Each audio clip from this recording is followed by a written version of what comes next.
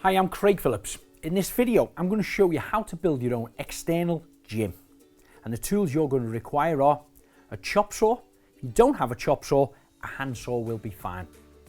A mallet or a hammer, cordless drill, a sander, tape measure and pencil, set square, various size drill bits and a spade piece, various size screws, glue and a cork gun, hooks, carabiner clips and a spirit level.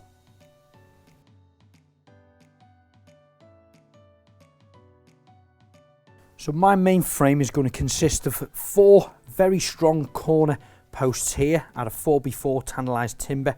They're going to be braced together across the top by some 4x2, but that's going to be doubled up so it looks like a 4x4 on the top and it'll add to the strength. I'm only going to have 3 braces around the bottom.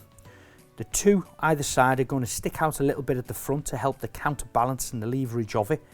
And then of course you don't have a trip hazard here where your bench is going to slide in and out, or you're going to walk in and out if you get onto the inside for the squat rack here. You're going to have 4 hooks on the front. That's for your flat bench press and your inclined bench press. We're also going to be putting a lateral bar here for front and back pull-ups, or if you grab it close hand, you can do some bicep curls with it. We're going to have some small little bits of timber sticking out to the sides so we can put our discs on there that aren't being used. And if you're really getting ambitious, we can put 2 further braces across the top, angling out overwards to hang a punch bag from.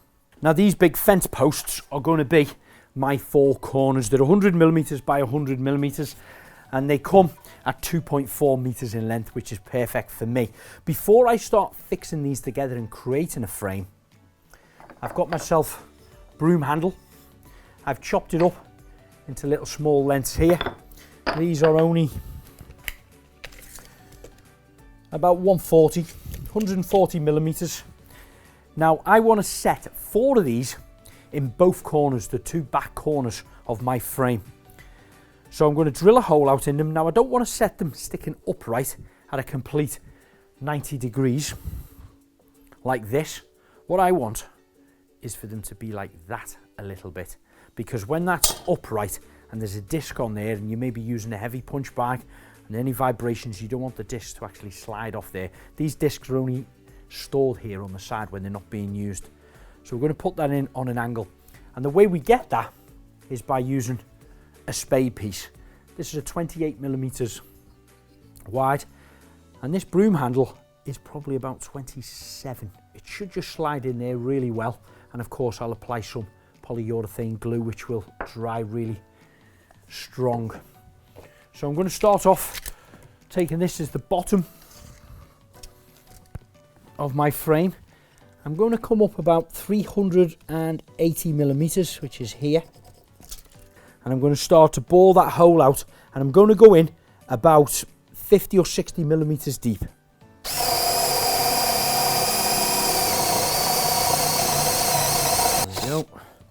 So that is nice and deep now, and I think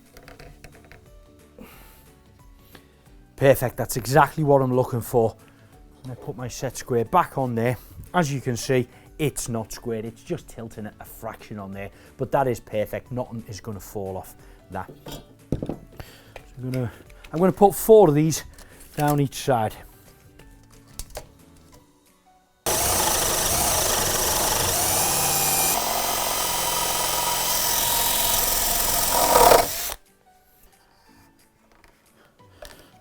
Okay, now before I glue these in here,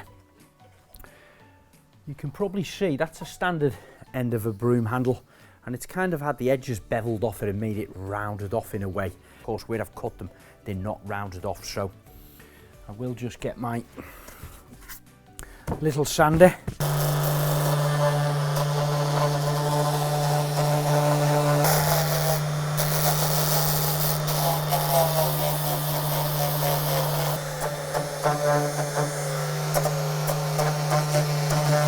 Okay, so that's our 4 poles now cut down to size.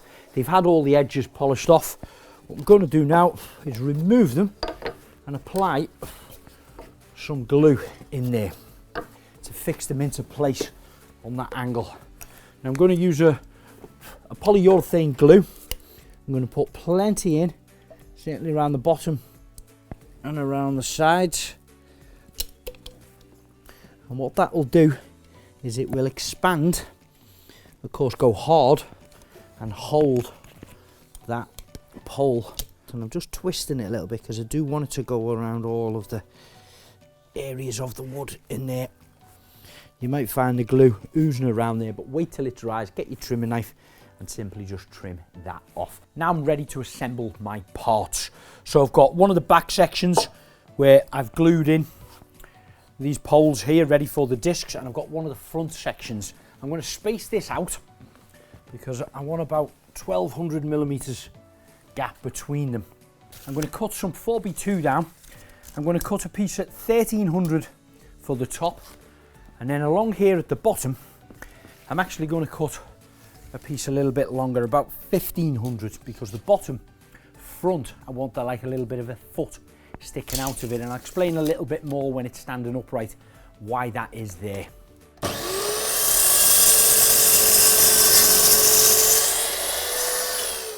Just going to check that that's nice and square there. Yeah, I've been happy with that. Now I'm using 100mm screws, 7mm wide, so they're quite a good, thick, heavy, strong one. But I'm just going to drill a couple of pilot holes in here first.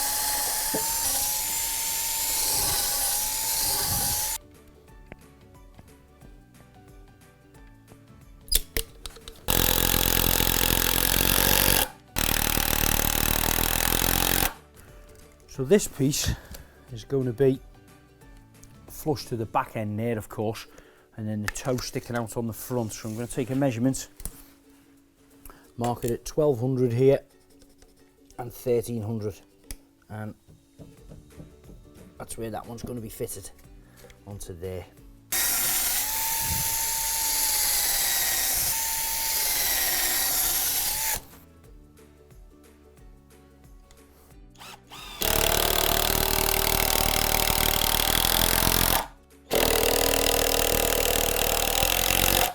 We have one side of the actual frame built. If I stand this up here, if I lift that up, that's one side almost complete. What I'm going to do now is build another one, pretty much a mirror image of this one, but of course the poles sticking out to that side, and that's going to be situated round about here. And then I'll work out my distances of the struts that I'm going to put in and bridge across the top to hold it into position.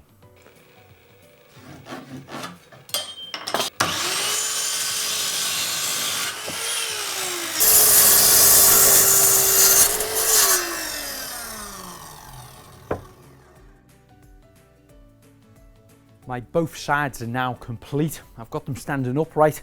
I've just tacked them on here just to hold them level for me. If you are working at home, of course you'd need somebody else to steady these while you bridge across the top and stabilize them. So I've cut myself 3 lengths at 1500 millimeters.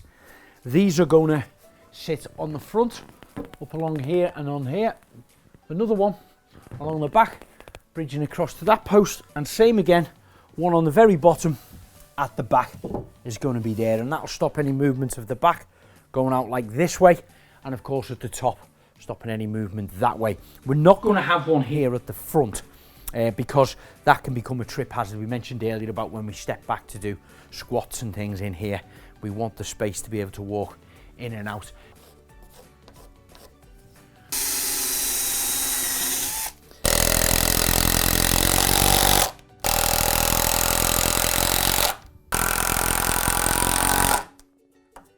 Solid.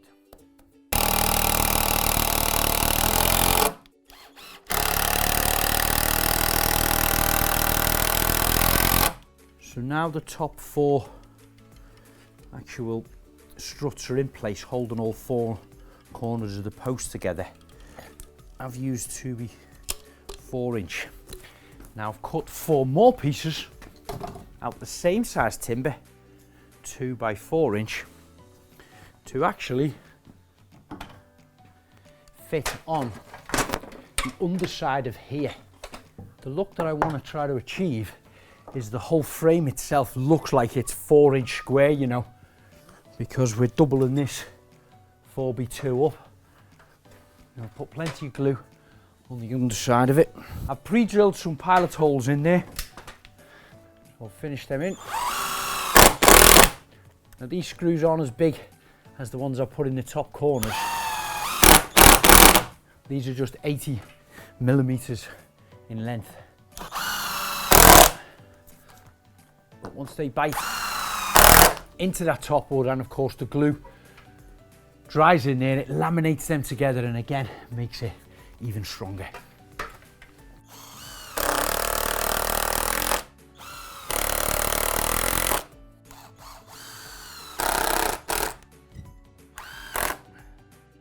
So now that's screwed into position. I'm going to do the same around these 3 sides.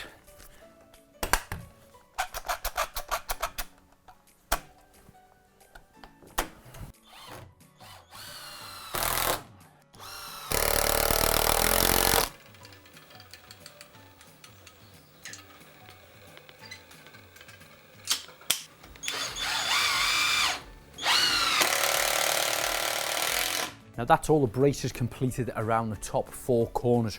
When we focus back down on the bottom here, I mentioned earlier about my feet hanging out here at the front. Well, on the one side, you'll see I've cut at a 45-degree angle on the chop saw. I did the same again on the opposite side here, but then I've sanded it down. That's the type of finished look I'm going for.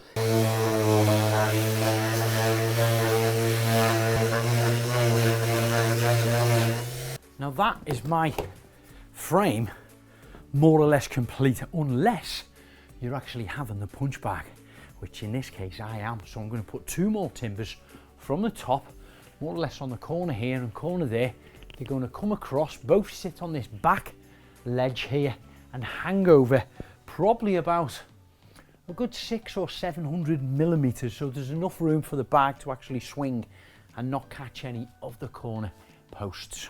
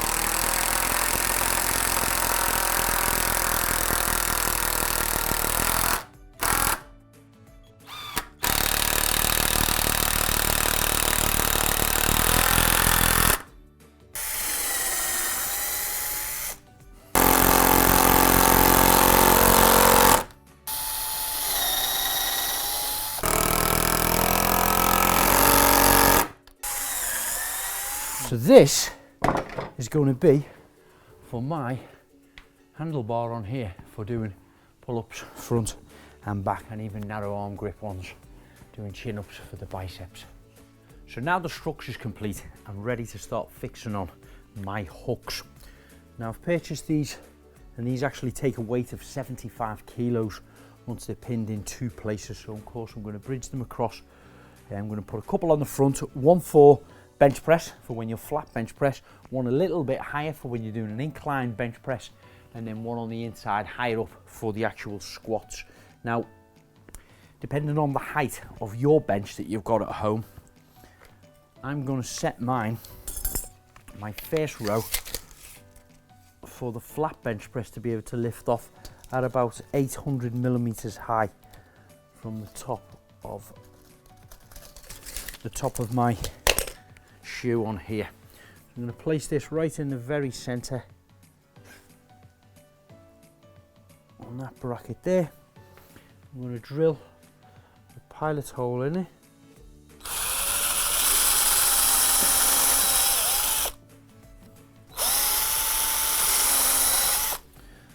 And then I've got some bolts which will bolt through here into the timber.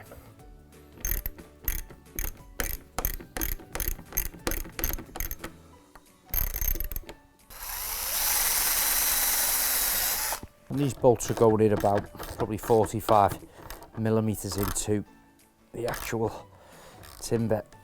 Yeah, nice tight fixing on there.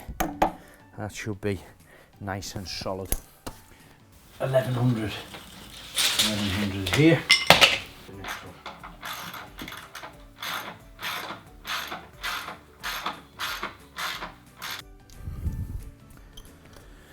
Right, that's the front taken care of for the bench press and also the incline bench press. Now I'm going to put two on the back of here, and I'm just going to set these a little bit lower than what my kind of neckline is, just so I can get underneath, hook it on, lift it off, and then take a step back.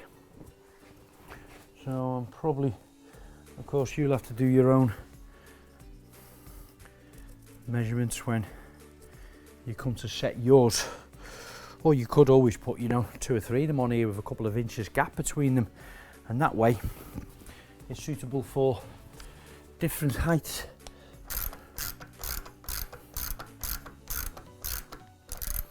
So that's my external gym now complete. I suppose I better get it outside and have a workout.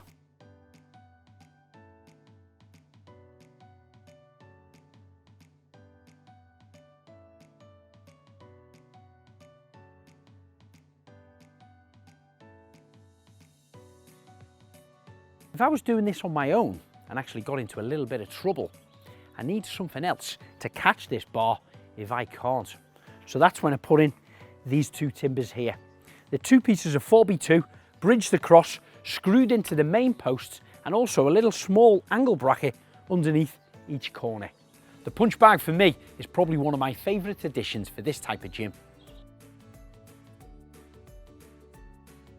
Also, by having that extra hook, it's great for a TRX machine because there's countless different exercises you can do with this type of device.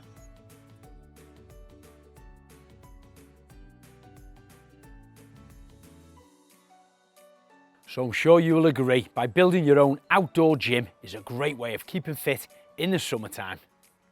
If you're looking for more inspiration, check us out on all social media handles. Don't forget to subscribe to our YouTube channel, and if you need to know more about the tools I've been using, just visit the website silverlinetools.com.